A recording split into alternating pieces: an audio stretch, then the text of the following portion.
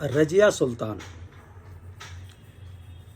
1236 ईस्वी से 1239 ईस्वी तक, कहीं कहीं 1236 से 1240 ईस्वी तक इसके शासनकाल का उल्लेख मिलता है। इल्तुतमिश अपने अंतिम वर्ष में उत्तराधिकार की समस्या से चिंतित था। वह अपने जीवित बेटों में से किसी को भी गद्दी के योग्य नहीं समझता था। कुछ समकालीन इतिहासकारों के अनुसार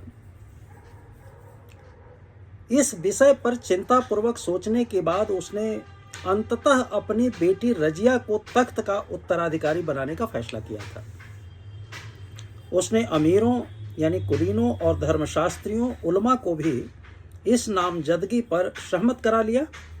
वैसे तो प्राचीन ईरान और मिस्र दोनों में स्त्रियां रानियों के रूप में शासन कर चुके थे और राजकुमारों के अवयस्क रहने पर भी उनकी संरक्षिकाओं के रूप में काम भी कर चुके थे, पर बेटों पर एक स्त्री को वरीयता देना यह एक नया कदम था। कुछ आधुनिक लेखकों का मत है कि यह रजिया और उसके समर्थकों की गढ़ी हुई कहानी है। इसकी पुष्टि इस तथ्य से भी होती है कि इल्तुतमिश के वजीर निजामुल मुल्क ने रजिया के दावे का समर्थन नहीं किया था। अपना दावा मनवाने के लिए रजिया को अपने भाइयों से टकराना पड़ा और शक्तिशाली तुर्क अमीरों से भी, और वह कुल 3 साल शासन कर सके। पर संक्षिप्त होते हुए भी उसके शासन की अनेक दिलचस्प विशेषताएं थी।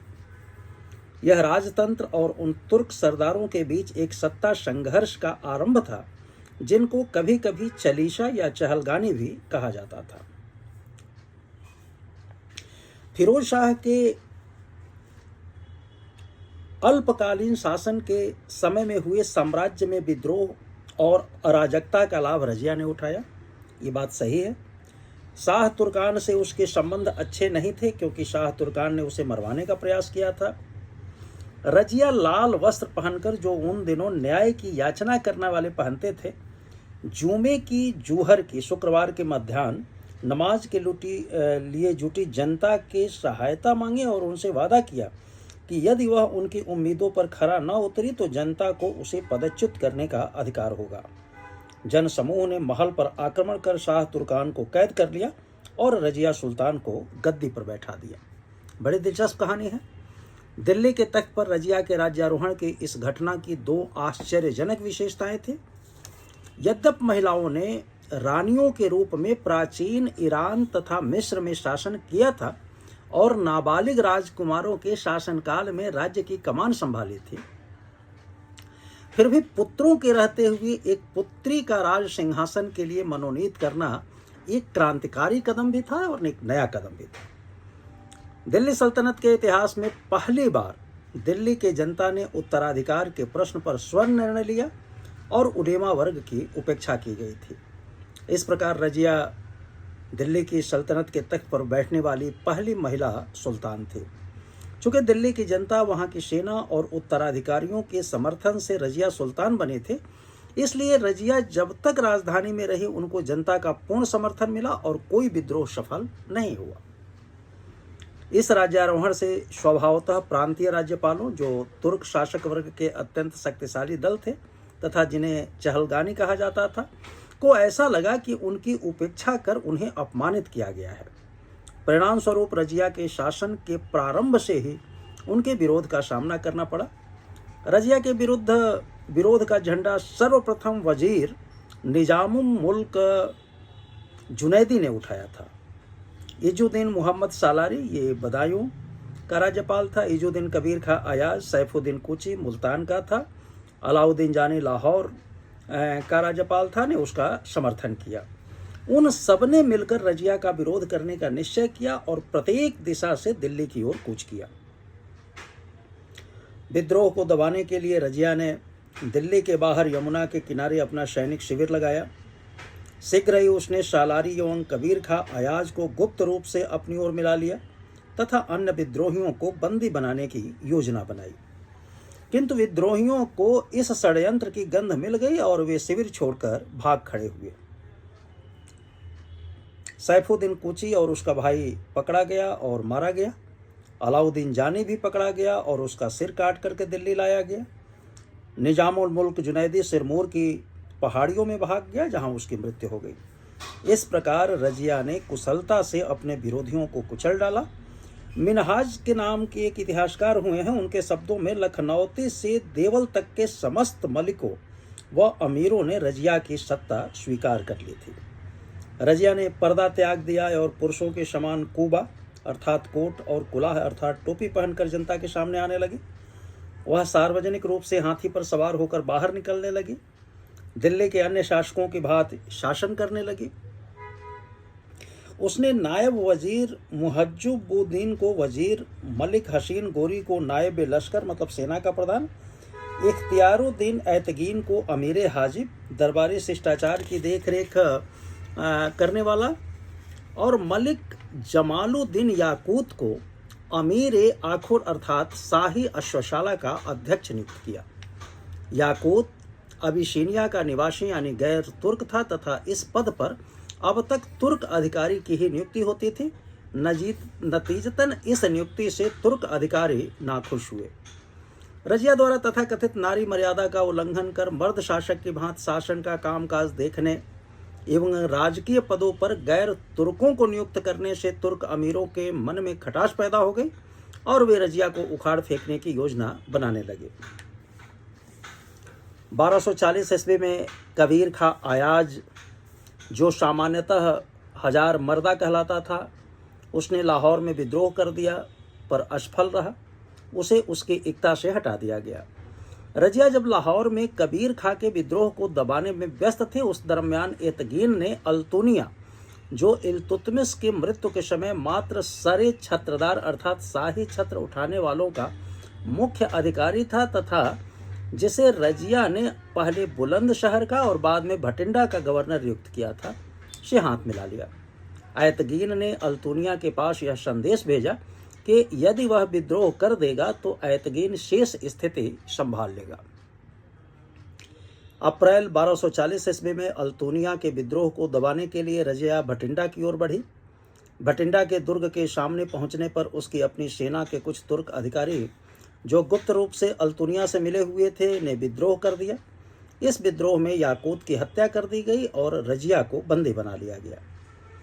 दिल्ली स्थित तुर्क अमीर इस खबर का इंतजार कर रहे थे। खबर पाते ही उन्होंने बहराम शाह इल्तुतमिश का एक अन्य पुत्र को गद्दी पर बिठा दिया तथा राज दरबार के बड़े बड़े पद एवं इक्ताएं आपस में बांट ली। ऐतगीन नायब मशलुकत राज्य का उपशासक बन बैठा, पर शीघ्र ही नए सुल्तान ने उसकी हत्या करवा दी। उधर रजिया ने अल्तुनिया से विवाह कर फिर एक बार शक्ति प्राप्त करने का असफल प्रयास किया। नए सुल्तान बहराम साहब ने दोनों को हरा दिया और कैथल जिला ये हरियाणा में पड़ता है, उसके पास उनकी हत्या कर दी गई। मिनहाज के अनुसार रजिया 3 वर्ष 6 माह और 6 दिन तक शासन कर सके। रजिया की असफलता के कारण सामान्यतः उसका स्त्री होना, याकूत से रजिया का प्रेम, चहलगानी दल का विरोध, मलिक इख्तियारुद्दीन अल्तुनिया से रजिया का विवाह आदि माने जाते हैं। पर सच तो यह है कि रजिया के पतन का मुख्य कारण यह नहीं था कि उसने तुर्की सामाजिक परंपराओं का उल्लंघन करके अपरंपरागत ढंग से शासन करना आरंभ कर दिया था, बल्कि तुर्की अमीरों के सत्ता पर एकाधिकार और उनकी शक्ति को चुनौती देकर रजिया ने अपना विनाश कर लिया। अगर रजिया का मूल्यांकन किया जाए तो रजिया मध्यकालीन भारत के पहली एवं अंतिम मुस्लिम महिला शासक थे। उसने चतुर कूटनीतिज्ञ और युद्ध नीतिज्ञ के रूप में स्वयं को अच्छी तरह प्रस्तुत किया। दुर्भाग्यवश उसका शासनकाल बहुत कम रहा। रजिया के राजनीतिक सूझबूझ का अंदाजा उसकी मंगोल नीति से लगाया जा सकता है। 1238 ईस्वी में गजनी एवं बनिहान के ख्वारिज्म शाह के सूबेदार मलिक हसन करलिंग ने मंगोलों के विरुद्ध रजिया से सहायता मांगी। रजिया ने उससे सहानुभूति प्रकट करते हुए बरन की आय उसे देने का वायदा किया, परंतु सैनिक सहायता नहीं दी। इस निर्णय से रजिया ने अपने पिता इल्तुतमिश की भांति सल्तनत को मंगोलों के आक्रमण से रक्षा की। मिनहाज के शब्दों में रजिया सुल्तान एक महान शासक थे, बुद्धिमान, न्यायप्रिय, उदारचित्त, प्रजा के शुभचिंतक, समदृष्टा व अपनी सेनाओं के नेता थे। उसमें सभी बादशाही गुण विद्यमान थे सिवाय नारित्व के, और इसी कारण मर्दों की नज़र में उसके सब गुण बेकार थे। इब्न बतूता का कहना है कि रजिया का अबिशीनिया निवासी के प्रति चाव उसके लिए अपराध के समान था। ईश्वर टोपा का कहना है कि अबिसिनिया के गुलाम याकूत के प्रति उसका रुझान कोई अपराध नहीं था, परंतु राजनीतिक क्षेत्र में इसका परिणाम हुआ। तुर्की दल एवं सुल्तान के बीच वैमनस्य की भावना। नारी रजिया ने तुर्कों की भावनाओं का विरोध किया था। रजिया याकूत के संबंध चहलगाने के लिए असह्य थे, जिन्हें रजिया द्वारा अपमान और अवहेलना झेलनी पड़ी थी, और इसी कारण उसके राज्य का विनाशकारी अंत हुआ। इसके विपरीत एके निजामी का विचार है कि याकूत को प्रोत्साहन देने के आधार पर उसके चरित्र पर संदेह करना, यह मत बिल्कुल निराधार है।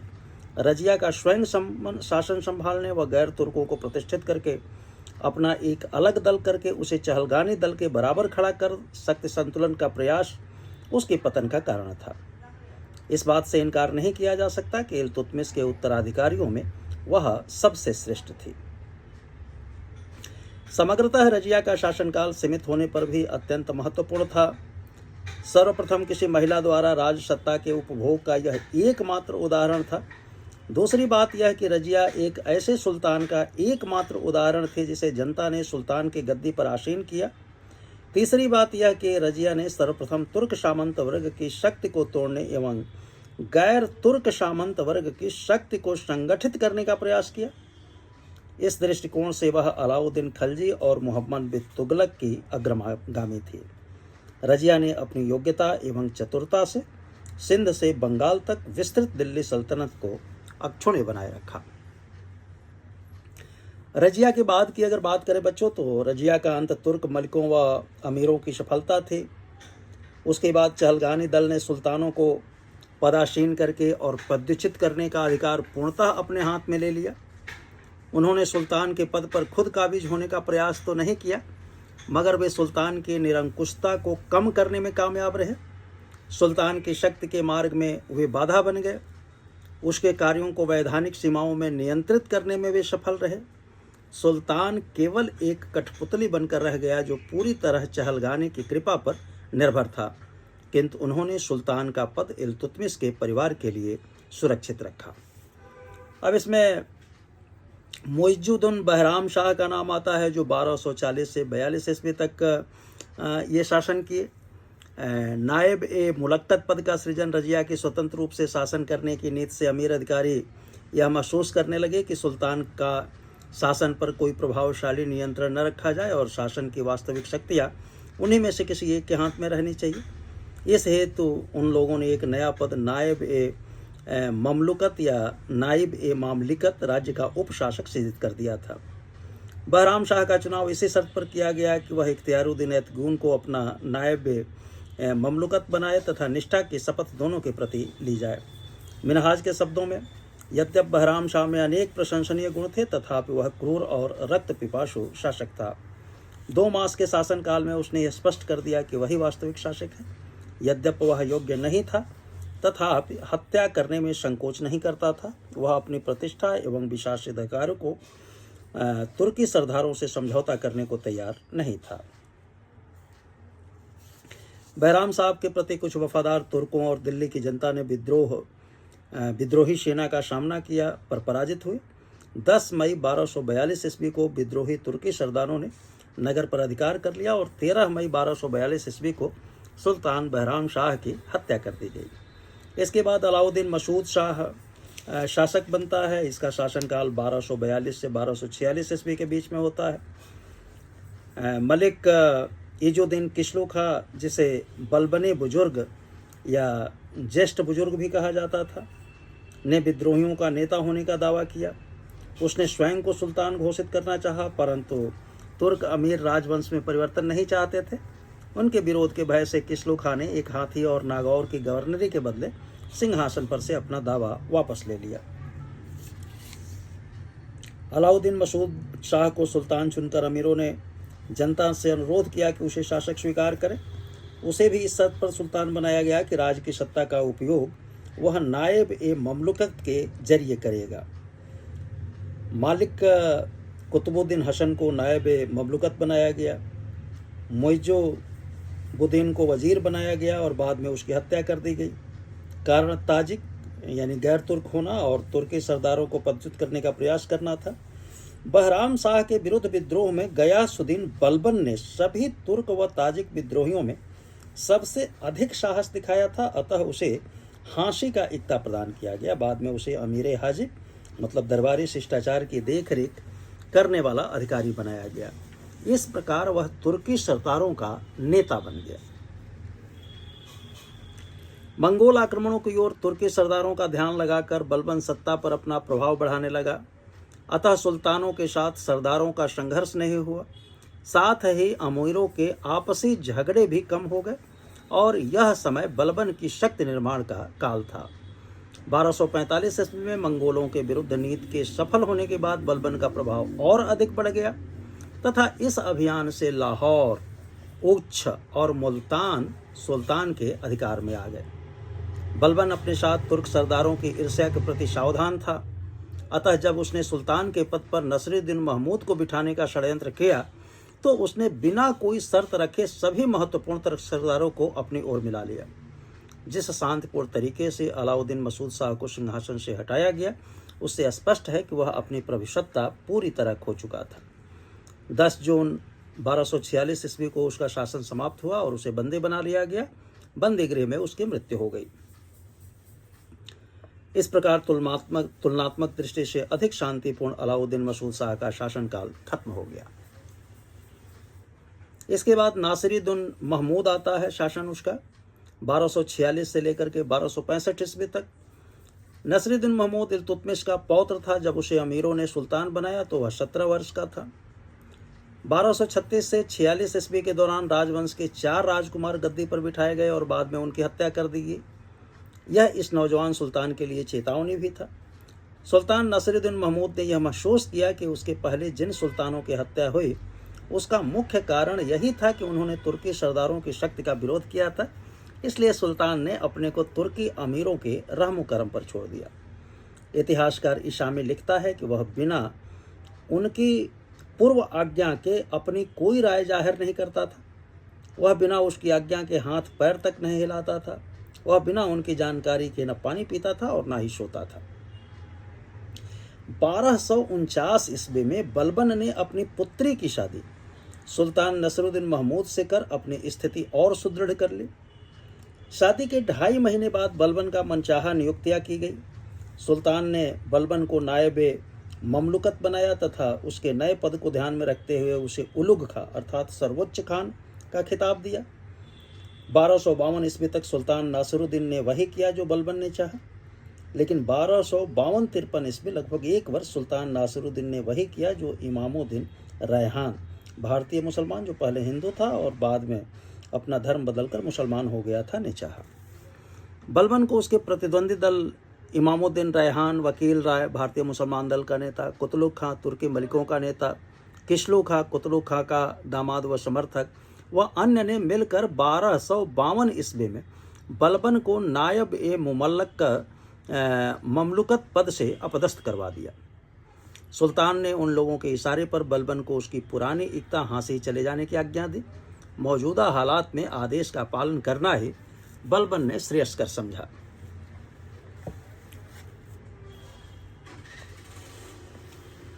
लेकिन बलबन ने शीघ्र ही कुतलुग किशलू दल के अधिकांश अमीरों को अपने पक्ष में कर लिया और 1253-54 ईस्वी में पुनः अपने को नायब ए ममलुकत का पद पर पदस्थापित कर लिया। 1260 तक उसने अपने मुख्य प्रतिनिधियों का विनाश कर दिया। इमामुद्दीन रैहान को दरबार से हटाकर पहले बदायूं, बाद में बहराइच और आखिरकार 1255 ईस्वी में यमलोक पहुंचा दिया। 1257 ईस्वी में कुतलुग खां और 1259 ईस्वी में किशलू खां की मौत हो गई। बलबन ने उचित अनुचित तरीकों से अपने प्रतिद्वंदियों से मुक्ति पा ली। अब वह इतना आगे बढ़ गया कि उसने राजशाही चिन्ह छत्र को भी ग्रहण कर लिया, किंतु इतना होते हुए भी संभवतः तुर्की सरदारों के मनोभावों को भांपकर राज सिंहासन पर नहीं बैठा। 1265 ईस्वी में सुल्तान नासिरुद्दीन महमूद दुनिया से चल बसा। कुछ इतिहासकारों का मत है कि अपनी गद्दी को निष्कंटक बनाने के लिए बलबन ने युवा सुल्तान को विष दे दिया और उसके पुत्रों को भी मार डाला। जो भी हो, इशामी लिखता है कि जब बलबन सिंहासनारूढ़ हुआ तो अधिकारियों की कमर टूट गई थी। वे सब बिना तर्क या वाद विवाद के उसके अधीन हो गए थे। इस प्रकार शमसी वंश का अंत हुआ। हबीबुल्लाह के शब्दों में लगभग 20 वर्षों 1246 से 65 ईस्वी तक नासिरुद्दीन महमूद ने राज किया, किंतु शासन नहीं किया। शमसी वंश के संस्थापक शमसुद्दीन इल्तुतमिश की मृत्यु के बाद चला आ रहा सुल्तान व अमीरों के बीच संघर्ष समाप्त हो गया और बलबन सर्वसत्ताधिकारी सुल्तान बन गया। अब हम लोग चर्चा करेंगे गयासुद्दीन बलबन की, जो 1265 ईस्वी से 1286 ईस्वी तक शासन करता है। बहुत महत्वपूर्ण है, इसलिए हम लोग बलबन को एक अलग लेक्चर के रूप में पूरा करेंगे। बहुत बहुत शुभकामनाएं।